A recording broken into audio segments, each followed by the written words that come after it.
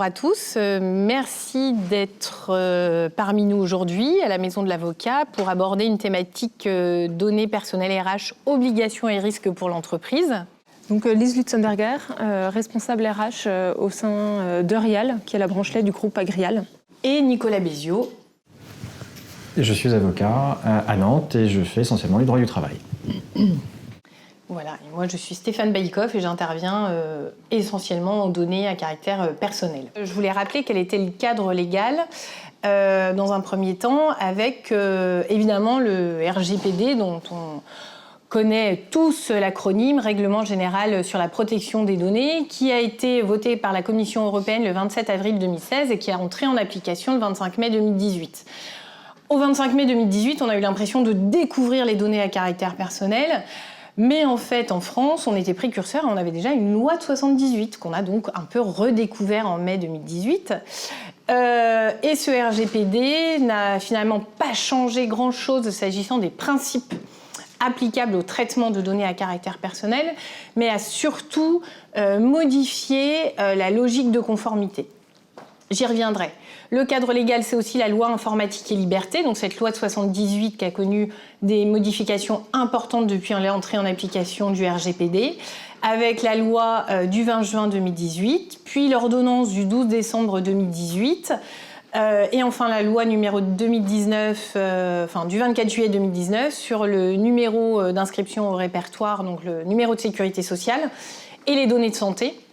Focus particulier donc, de cette loi sur ces données qui sont sensibles au sens du RGPD, enfin particulières même au sens du RGPD. Et aujourd'hui, la loi informatique et liberté fait des références expresses aux articles du RGPD.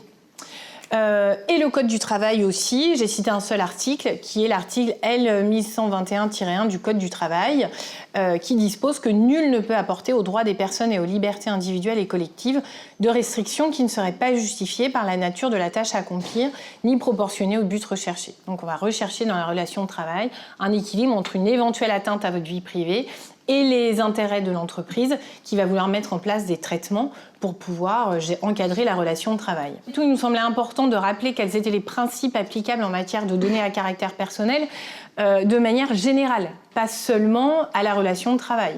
Ça va être les principes qui s'appliquent à tout traitement de données à caractère personnel, quel qu'il soit, et ces principes sont inchangés depuis 1978. D'abord, le premier principe, c'est au moment de la collecte, il faut que cette collecte elle soit loyale et licite. Une collecte loyale, ça signifie qu'en amont, vous avez reçu de l'information. Donc on y reviendra notamment sur la relation de travail avec l'information qui doit être délivrée au salarié une fois qu'il fait partie des effectifs de l'entreprise sur les traitements qui sont mis en œuvre au sein de l'entreprise. Donc il y a déjà cette information préalable à donner. Et ensuite une collecte licite, ça veut dire qui est prévue légalement. C'est l'article 6 du RGPD qui prévoit 6 cas de licéité. Donc c'est l'exécution du contrat, l'obligation de la loi, le consentement, l'intérêt vital, la mission de service public et enfin l'intérêt légitime du responsable de traitement. Dans la relation de travail, on va de facto exclure le consentement puisque la CNIL va considérer que dans la mesure où il y a un lien de subordination entre l'employeur et le salarié, le consentement est par définition vicié. Ensuite, il faut des finalités déterminées, explicites et légitimes par rapport à l'activité du responsable de traitement. La finalité, c'est la raison pour laquelle je vais mettre en place ce traitement. Alors, au niveau RH, ça va être la gestion de la paie, le bulletin de paie des salariés. Donc ça, c'est une finalité. Il va y avoir la gestion des accès. Par exemple, vous avez éventuellement un badge pour rentrer dans l'entreprise. Ça peut être aussi une géolocalisation qui est mise en place au sein de véhicules de salariés pour optimiser les tournées. À partir du moment où on affiche une finalité, on informe au salarié quelle est la finalité poursuivie, on informe le salarié de cette finalité, on se prive de la possibilité de l'utiliser pour une autre finalité. Un défaut, c'est ce qu'on appelle un détournement de finalité. Le détournement de finalité, vous engagez votre responsabilité sur le plan administratif auprès de la CNIL, vous l'engagez si jamais vous détournez cette finalité sur le plan prud'homal, puisqu'un licenciement pourrait être contesté si un traitement était détourné de sa finalité, et vous engagez aussi votre responsabilité pénale. La question à vous poser en permanence, quelle que soit la nature du traitement que vous faites, c'est est-ce que j'ai vraiment besoin de cette donnée ? C'est ce qu'on appelle le principe de minimisation de la donnée. Si vous estimez qu'une donnée ne vous apparaît pas nécessaire par rapport à la finalité que vous poursuivez, vous ne la collectez pas. C'est aussi simple que ça. Est-ce que j'ai nécessairement besoin de cette donnée ? C'est la question que vous devez vous poser en permanence. Ensuite, caractère exact et complet de la collecte des données, c'est surtout un intérêt pour vous. C'est-à-dire, plus votre base de données elle sera à jour, plus vos données seront pertinentes, plus elle aura de la valeur et plus elle sera effective. Le droit à l'oubli, ça concerne tout ce qui est principe de conservation des données, la durée de conservation des données qui ne doit pas être excessive par rapport à la finalité poursuivie. Donc la question que je me pose en amont, c'est quelle est la finalité que je poursuis ? Pourquoi j'ai collecté ces données ? Et ensuite, est-ce que j'en ai toujours besoin ? Si j'en ai plus besoin, a priori, je vais supprimer ces données. Globalement, la règle, c'est tant que le salarié fait partie des effectifs, je conserve ces données. À partir du moment où il quitte les effectifs, je supprime ces données. En tout cas, elles ne sont plus dans la base active à partir du moment où ils quittent l'entreprise. Et cependant, je les conserve dans une base d'archives. On va admettre 5 ans, qui est la durée de prescription légale. Et enfin, la sécurisation des bases de données, évidemment, principe fondamental qui a été renforcé aussi avec le RGPD, puisque aujourd'hui, c'est une obligation de moyens renforcée quasiment qui est mise à la charge du responsable de traitement. Le RGPD a modifié la donne et a imposé de nouvelles obligations. Donc là aussi, peut-être que vous les connaissez toutes par cœur. Donc je vais aller assez vite. Dans les nouvelles obligations, on a ce nouvel acteur qui est le DPO, le délégué à la protection des données, qui est imposé dans certaines situations.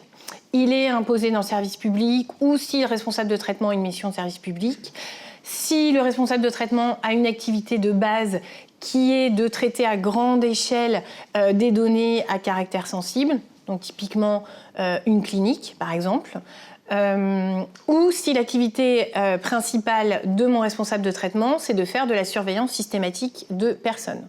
Donc c'est les sociétés qui font de la vidéosurveillance, qui installent de la vidéosurveillance par exemple chez vous, qui sont vos prestataires, et ceux-là ont l'obligation d'avoir un délégué à protection des données.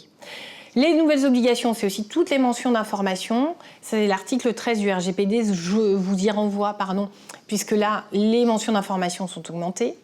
Une nouvelle logique de conformité, puisque les déclarations ont été supprimées. Depuis le 25 mai 2018, je n'ai plus de déclaration à faire avec CNIL. Par contre, j'ai l'obligation d'avoir mon registre des traitements à jour, je vais donc intégrer dans mon registre des traitements une fiche par traitement.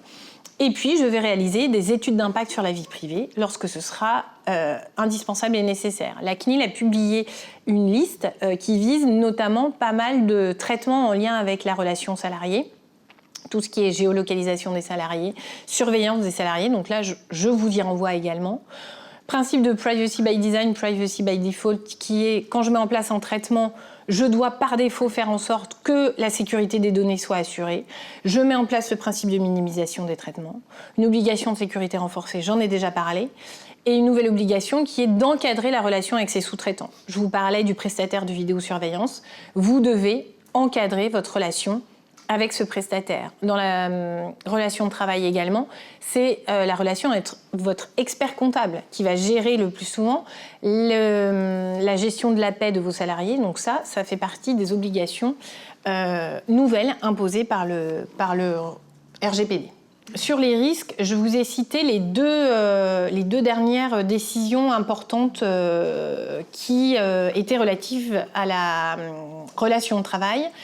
La décision du Conseil d'État du 15 décembre 2017, qui est une décision qui a confirmé la position de la CNIL. En fait, quand la CNIL prend une décision, on a la possibilité de la contester devant le Conseil d'État.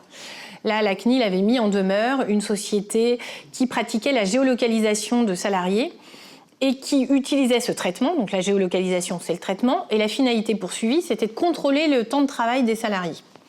La CNIL a considéré, les salariés sont plaints, ont saisi la CNIL, et la CNIL a considéré que ce traitement était disproportionné par rapport à la finalité poursuivie. La CNIL a considéré que c'était beaucoup trop intrusif, dans la vie privée du salarié par rapport à cette finalité qui était le contrôle du temps de travail. Et la CNIL est allée jusqu'à dire que ce traitement n'était pas indispensable dans la mesure où l'employeur disposait d'autres moyens, et elle précise, fussent-ils moins efficaces, pour contrôler le temps de travail. CNIL, 13 juin 2019, cette fois, on est en matière de vidéosurveillance des salariés. Petite entreprise, 6 salariés qui font de la traduction assermentée. Et l'employeur avait mis en place un système de vidéosurveillance dans la salle de travail des salariés. C'est une salle de coworking où tous les 6 salariés étaient ensemble. Et ils étaient filmés en permanence. Les salariés se sont plaints une première fois, la CNIL est venue, elle a mis en demeure la société d'avoir à changer ses pratiques et la CNIL a considéré que la société n'avait pas répondu à ses attentes, n'avait pas satisfait aux obligations qui étaient les siennes. Une nouvelle mise en demeure a été faite à cette société, de nouvelles plaintes de salariés ont été portées à la connaissance de la CNIL et la CNIL a considéré que, compte tenu de ce moyen qui était disproportionné par rapport à la finalité poursuivie, eh bien, il y avait lieu de sanctionner, cette fois à hauteur de 20 000 € d'amende. Donc la CNIL a prononcé une amende de 20 000 €. L'amende, là aussi, elle est motivée par le fait que la société n'a absolument pas respecté les préconisations de la CNIL pendant toute la phase d'instruction. Le risque aussi, on en a parlé, c'est tout ce qui est détournement de finalité. Avant l'entrée en application du RGPD, on avait de la jurisprudence de salariés qui étaient licenciés à partir de relevés de badgeuses, par exemple, parce qu'on s'était aperçu à partir de ce relevé que le salarié ne respectait absolument pas ses horaires de travail. L'avocat malin de ce salarié avait demandé à la CNIL si ce traitement avait été déclaré, s'est aperçu que le traitement n'avait pas été déclaré, le traitement était donc illégal et par conséquent le licenciement a été déclaré sans cause réelle et sérieuse. Ça, c'était avant le RGPD. Il est évident que demain, alors à ma connaissance, il n'y a pas encore eu de décision en ce sens de licenciement contesté sur le fondement du non-respect du RGPD, mais demain, on aura des avocats aussi malins que ceux de 2014 qui vont constater qu'il y a un détournement de finalité ou qui vont constater qu'il y a une étude d'impact sur la vie privée qui n'a pas été réalisée ou encore que l'information des salariés n'a pas été délivrée de manière correcte pour ensuite faire échec à des licenciements et saisir le Conseil de prud'homme. Donc il y a un vrai enjeu aujourd'hui. Pour ce qui est de la gestion RH et des RGPD, enfin du RGPD, pardon, le sujet, pourquoi est-il pertinent? Tout simplement parce que dans le cadre de la relation de travail, dans le cadre des flux RH, l'employeur collecte à tous les stades de la relation individuelle et traite à l'occasion des relations collectives des données personnelles concernant ses salariés qui représentent un volume extrêmement important. On ne va pas dire que l'employeur connaît toute votre vie, mais il y a un peu de ça quand même. Dans le cadre de la relation individuelle, vous avez tout le suivi donc, individuel du salarié, donc au sens très général, avec les 3 temps de la relation contractuelle. Le contrat, il se forme, donc recrutement, signature du contrat, il s'exécute et il se rompt. S'agissant de la collecte des données personnelles, la collecte va crescendo au fur et à mesure que la relation s'inscrit dans le temps. Vous ne pouvez pas collecter tout et n'importe quoi au stade du recrutement. Donc, je ne citerai pas forcément à chaque fois les principes qui vont s'appliquer, mais pour faire écho notamment au principe de minimisation, donc de proportionnalité qui était évoqué lors du recrutement, quelles sont les informations que vous allez récupérer? Vous allez avoir accès à des outils qui sont les CV, les tests, les évaluations, donc qui sont des outils tout à fait classiques au stade du recrutement, et vous allez, en tant qu'employeur, vous allez récupérer de la donnée personnelle. Alors, il ne s'agit pas de faire un inventaire à l'après-vert de ce que vous récupérez, on verra ça peut-être plus tard. Au stade de l'exécution, donc là vous avez passé le cap du recrutement, vous allez avoir encore plus de données collectées. Pourquoi? Parce que lorsque vous employez votre salarié, vous allez récupérer son état civil complet, sa situation familiale, peut-être une photographie pour nourrir un annuaire interne à l'entreprise ou des prospectus commerciaux, par exemple, en termes de communication extérieure. Vous allez récupérer tout un tas de données sociales, le numéro de sécurité sociale. Alors, ne peut pas être récupéré au stade du recrutement, par exemple, mais dans le cadre de l'exécution, nécessairement, il va être récupéré. Des données fiscales, Il y a un truc qui s'appelle le prélèvement à la source. Il faut bien que ça se mette en œuvre. Et pour que ça se mette en œuvre, l'employeur va collecter de l'information, le niveau de rémunération, et il va la diffuser. Permis de conduire, vous avez de l'information individuelle. Et puis toute la gestion de la paie, des congés, des arrêts maladie, formation, etc., etc. L'aspect rupture du contrat n'est pas déconnecté non plus du sujet. Ce n'est pas forcément le principal temps de collecte, mais par contre, ça va être potentiellement un temps de traitement ou d'utilisation de la donnée. Si on prend un sujet qui est celui, par exemple, d'un licenciement économique, lorsque vous avez, pour schématiser, une table avec 4 chaises, parce que nous avons une catégorie professionnelle, c'est le jargon, 4 postes, il faut en supprimer un, vous avez 4 salariés, donc vous allez leur demander de se mettre debout chacun, on supprime une chaise et c'est le jeu de la chaise musicale. Quel est celui ou celle qui ne va pas pouvoir se rasseoir puisqu'il n'y a plus 4 mais 3 chaises? Il y a un dispositif de critères d'ordre des licenciements qui sont prévus par la loi, qui peuvent être complétés. Et pour établir un scoring, l'employeur va utiliser de la donnée personnelle qu'il aura déjà compilée ou qu'il va devoir aller chercher. Les critères d'ordre, de quoi s'agit-il? Ça va être les charges de famille du salarié, combien d'enfants, quel âge, est-ce qu'il y a une situation particulière de santé, handicap, qui vont rendre plus difficile le retour à l'emploi, leur positionnement professionnel.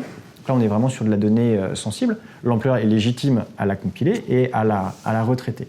Dans le cadre de la relation collective, vous avez tout un tas d'outils statistiques et de pilotage de la relation RH qui vont être mis en œuvre par l'employeur. Il y a quelque chose qui s'appelle la BDES, donc la base de données économiques et sociales, où là, vous n'avez pas de données personnelles individuelles, donc avec le nom précis du salarié, mais à partir de fichiers individuels, vous allez avoir une remontée d'informations pour nourrir cette base de données économiques qui est obligatoire dans un certain nombre d'entreprises, pas toutes, et qui vont être diffusées. Ces informations, par exemple, aux institutions représentatives du personnel, donc le fameux CSE, on ne parlera plus que de ça à partir du 1er janvier 2020.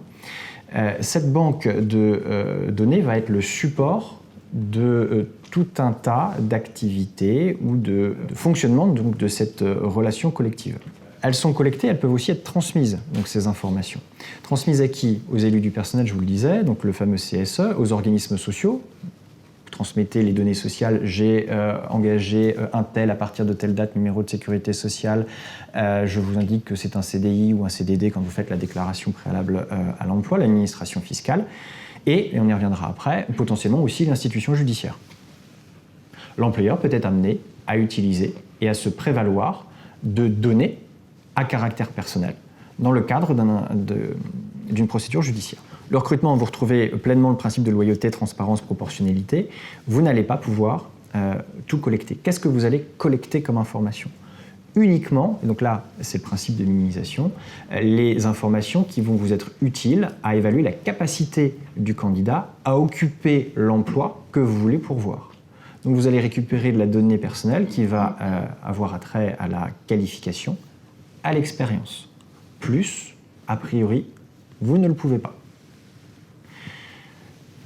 Ces données, vous allez avoir le sujet de la protection, l'accès limité de ces quelques informations collectées, tout le monde ne peut pas y accéder. Qui peut y accéder? Uniquement les personnes qui vont intervenir dans le processus de recrutement. En dehors de ce cadre-là, de ce périmètre-là, l'information ne doit pas être accessible. Donc au stade du recrutement, la personne que nous rencontrons n'est pas encore salariée. Donc c'est-à-dire que c'est encore une tierce personne vis-à-vis de l'entreprise et donc le consentement est requis pour collecter et analyser les différentes informations. Là où avant, lorsque quelqu'un remettait son CV, il y avait un consentement implicite, puisqu'elle donnait elle-même son CV avec les informations qu'elle souhaitait indiquer dedans. Aujourd'hui, alors notamment sur les pages web où une personne peut postuler en ligne, donc la personne remplit les différents champs en fonction des postes qu'elle recherche.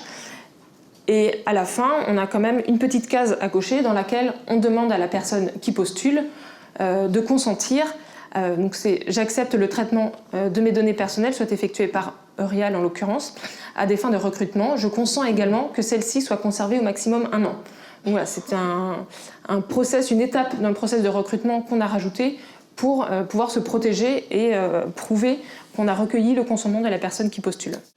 Toujours dans l'application des principes, vous ne pouvez pas, Lise vous l'a indiqué, conserver ad vitam les données, et donc il va falloir que vous mettiez en place effectivement ce process de destruction en principe immédiate, si le candidat n'est pas retenu à l'emploi et qu'il n'y a pas identifié de perspective d'un autre emploi qui pourrait correspondre, matcher avec les compétences ou le profil. On a un logiciel qui permet de traiter l'ensemble des CV que nous recevons et pouvoir faire, via des filtres, une recherche de candidatures qui pourrait nous intéresser sur des postes sur lesquels la personne n'a pas forcément postulé.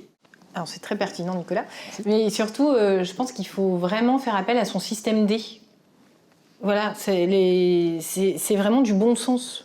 Donc s'il y a un moyen qui vous semble adapté et conforme, eh bien, mettez-le en place sans faire appel éventuellement à un logiciel de gestion qui vous coûterait une licence. Enfin voilà, favorisez vraiment le système D en interne et les bonnes pratiques dont vous parliez qui doivent être diffusées au sein de l'entreprise.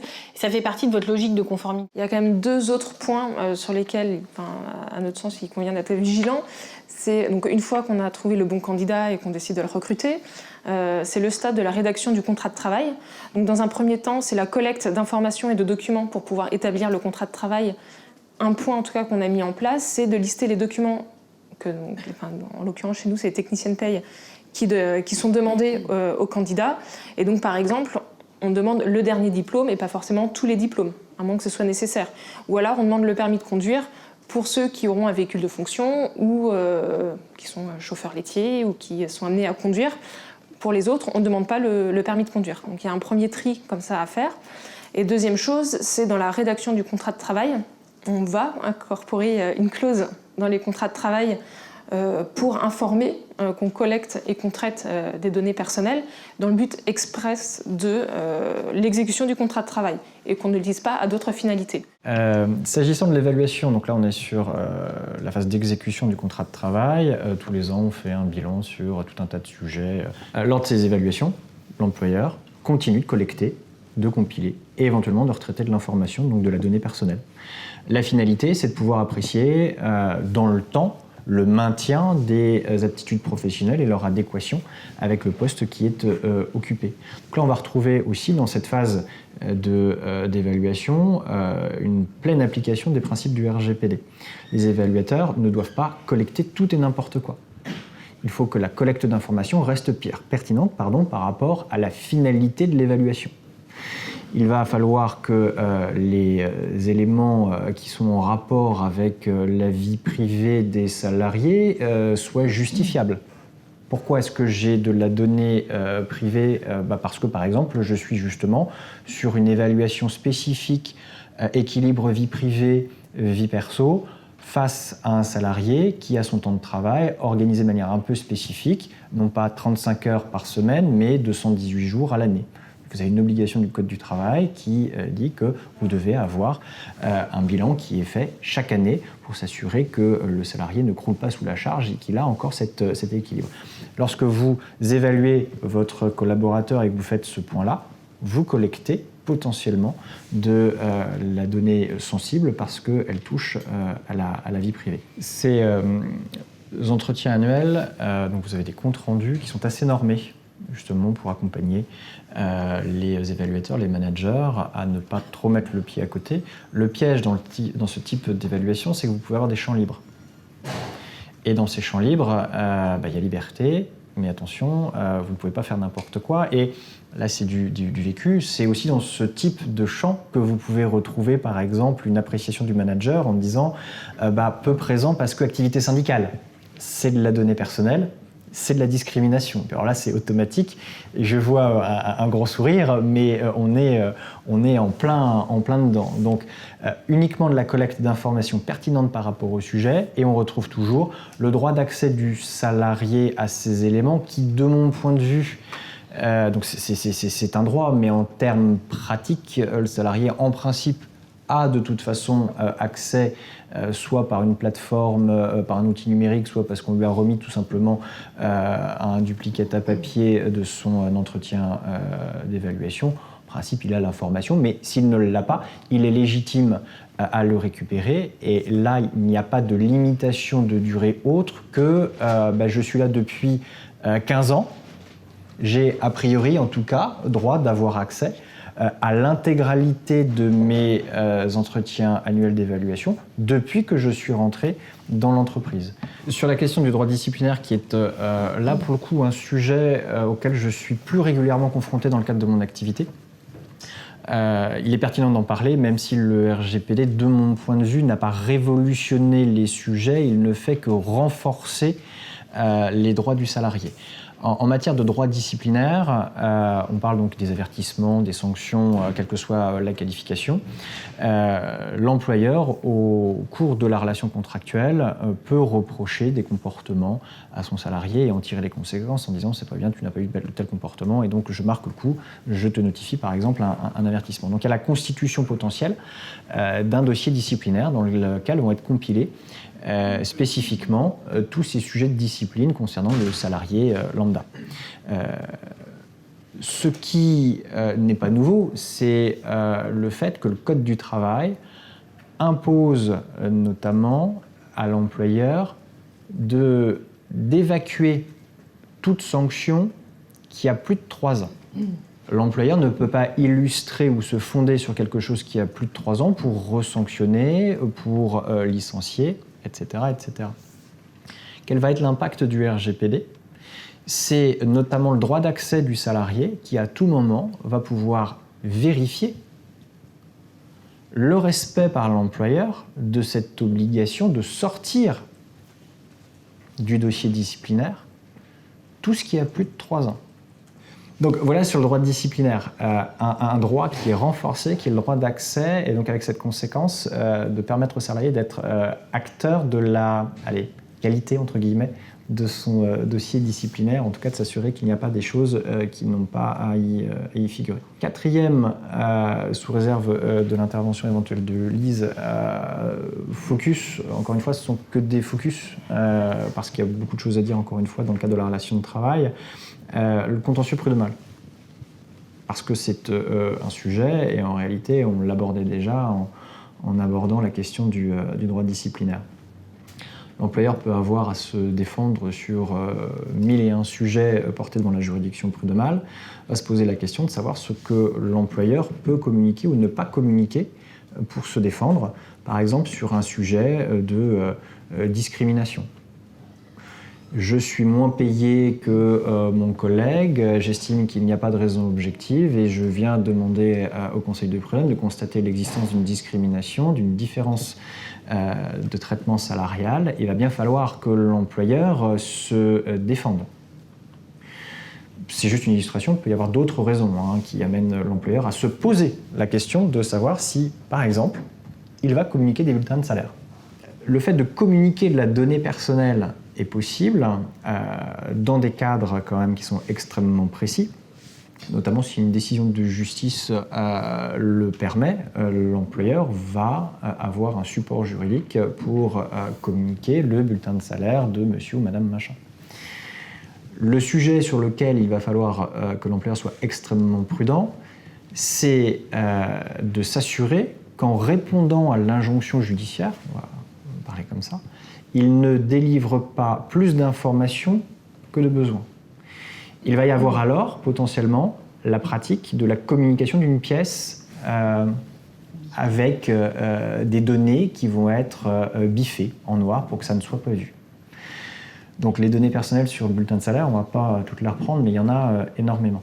Autre sujet, j'aurais même d'ailleurs dû, si je voulais être cohérent, commencer par celui-là, c'est l'hypothèse où l'employeur le communique, le bulletin de salaire, spontanément, alors même qu'il n'y a pas de décision de justice. Là, on a un arrêt, par exemple, du 7 novembre 2018 de la Cour de cassation.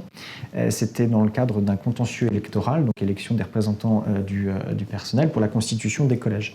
Et dans le cadre de ce contentieux, l'employeur, sans demander l'avis des salariés, va communiquer des bulletins de salaire non anonymes. Donc là, non seulement il ne les anonyme pas, ou en tout cas il ne biffe pas les informations qui n'ont pas lieu d'intéresser le litige, mais en plus il n'a pas ce fondement d'une décision judiciaire qui lui oblige et qui pourrait légitimer cette transmission. Eh bien, les salariés concernés l'ont su, ils ont fait une démarche pour faire constater qu'il y avait une atteinte à leur vie privée, les données personnelles, et ont obtenu des dommages et intérêts. Donc voilà, le droit du travail et toute la gestion RH, que ce soit en contentieux ou en non contentieux, le RGPD est un outil est un sujet extrêmement pertinent et sur lequel il faut absolument que les employeurs anticipent pour ne pas mettre le pied à côté. Merci de votre présence, merci de l'intérêt pour le sujet et peut-être à très bientôt.